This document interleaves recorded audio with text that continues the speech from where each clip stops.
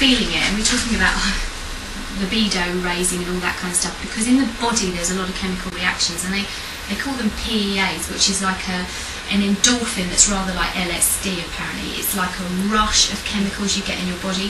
During romantic love you can't get enough of the other person, and usually it's libido, you know, there's the heightened sexual awareness of each other, etc., and you can't get enough of them.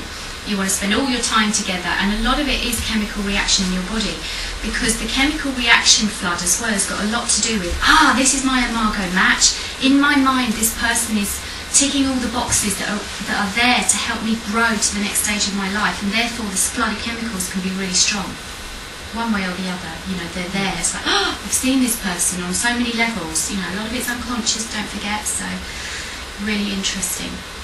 Yeah, so you're out there searching for your Imago match. It's an image of what you believe to be the right person for you.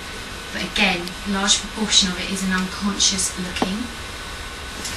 You know, when I met my ex-husband, for example, I was going out with somebody that was all the things that everybody thought made the great boyfriend. He was successful, he was well educated, he was this, he was that. I didn't feel that I was connected to this man, because I actually didn't feel that he's what I needed to help me grow.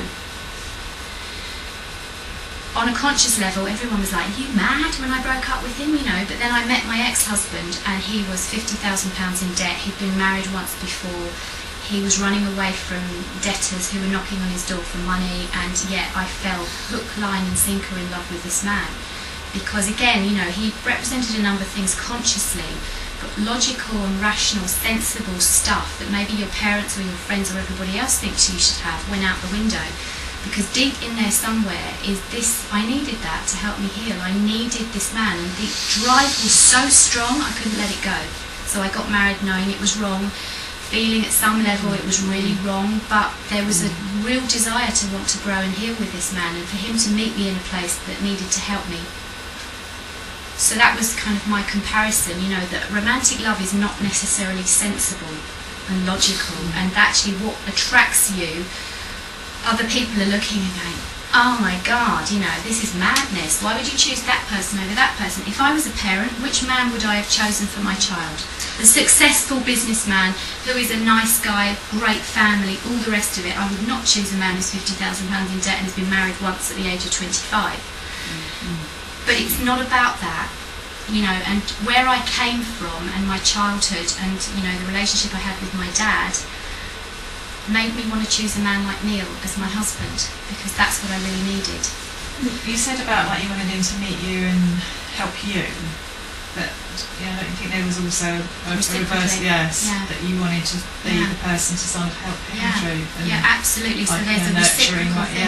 And the bonding is strong. And when it's that strong, wow, you can't do anything about it. You feel like you can't live without that person, and that was very much the feeling for me. So in my experience of romantic love, in the past, it doesn't necessarily feel rational and logical. You know, other people are rational and logical for you, and you're just a bunch of PEA flooding chemicals going on, going, "I can't wait to see that person again." And actually, when I learnt this stuff, what it did was, did it heal me to learn this? No. It educated me so that I was much more self-aware about what I was doing. That's it. That's what it taught me. It's an educational process. And in that, in many ways, it's self-therapeutic to learn it. So you can go, okay, well, that's what's happening in romantic love. And then we'll talk about what happens during the power struggle and conflict, and then a bit about how you can communicate when you are in that place. But just a bit about, it's just about being aware, consciously aware of what you're doing and what may be occurring in that particular stage. And when you're aware of it, you can always stand back and look at yourself and be a lot more discerning about what sort of things that you need to help you in a relationship.